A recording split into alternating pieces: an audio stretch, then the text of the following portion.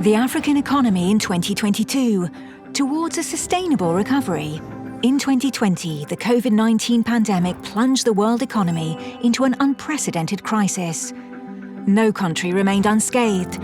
African countries no more than the others. The good news? According to estimates from the International Monetary Fund, the African recovery, which began in 2021, should continue or even strengthen in 2022, with growth expected at plus 4.1%. A positive outlook, which however will not be enough on its own to ensure lasting economic recovery. It will of course be necessary to count on the evolution of the international context and the progress of the vaccination campaign.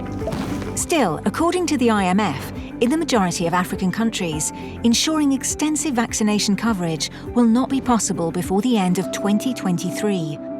Consequently, some regions could experience new outbursts of COVID-19, which could call into question the strength of recovery. From a national point of view, the recovery will not be possible without the extension of public measures to support the economy. However, in order to improve their finances and regain investor confidence, some African countries may be tempted to undertake fiscal consolidation, although very significant spending needs remain. Moreover, to cope with the consequences of the pandemic, the needs of African countries show an increase of $285 billion over the period 2021 to 2025. The mobilization of international funding will therefore be crucial to support the continent's economic recovery. In addition to these hazards, there are the risks that Africa faces each year: climate, security, and political risks. To protect African countries against these risks in the long term, it appears essential to rebuild national economies by making them more inclusive, more resilient, and greener. This is all the more important given that according to the ND Gain Index, which measures vulnerability and readiness to improve resilience against climate risk, the continent obtains a score lower than the world average. What does it mean?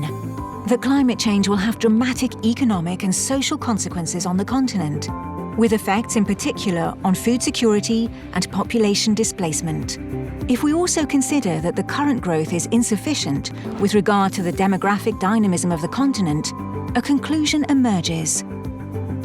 Only strong growth could allow Africa to resume its process of convergence and prevent the gap from growing with the rest of the world.